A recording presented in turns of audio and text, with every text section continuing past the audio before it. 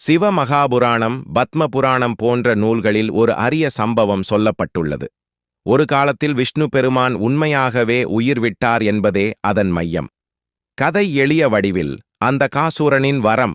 எந்தத் தெய்வமும் அசுரனும் மனிதனும் அவரை அழிக்க முடியாத வகையில் வரம் பெற்ற அசுரன் அந்தகாசுரன்.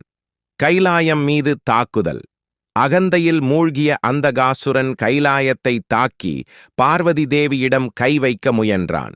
இதற்குச் சிவபெருமான் கொந்தளித்தார். விஷ்ணுவின் குழப்பம். தேவர்கள் பயந்து விஷ்ணுவை அணைந்தனர். விஷ்ணு வந்து பார்க்கையில் சிவன் அந்தகாசுரனை தடுத்து போகவில்லை, அவரை காப்பாற்றுவது போலத் தோன்றியது.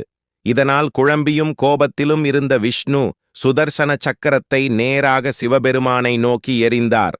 சக்கரம் நின்றது. ஆனால் சக்கரம் சிவபெருமானை தாக்கவில்லை, அவருடைய உள்ளங்கையில் நின்றுவிட்டது.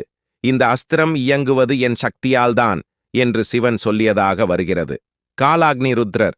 அதன் பிறகு சிவன் தனது பயங்கரமான உருவமான காலாக்னி ருத்ரராக மாறினார். அதனால் பிரபஞ்ச சமநிலை உலைவதற்கான சூழ்நிலை உருவானது.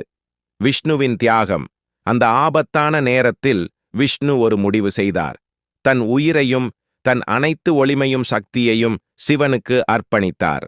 அந்த சமயத்திலேயே விஷ்ணு மரணம் அடைந்தார் என புராணங்கள் கூறுகின்றன. உடலின் சக்தி முழுவதையும் சிவத்துடன் ஒன்றாக்குவது மரணத்துக்கு இணையாக கருதப்படுகிறது. ஹரிஹர ஒருமைப்பாடு. பாதுகாவலரே, உயிரிழந்ததை பார்த்த தேவர்கள் துயரத்தில் மூழ்கினர். சில நேரத்திற்கு பிறகு சிவன் அமைதியானார். தன் இதயத்திலிருந்து விஷ்ணுவை மீண்டும் வெளிப்படுத்தி அவருக்கு புதிய உயிர் அளித்தார். இந்த நிகழ்வே ஹரிஹரன் ஒருமை, அதாவது ஹரிஹர ஏகத்துவம் என்று அழைக்கப்படுகிறது.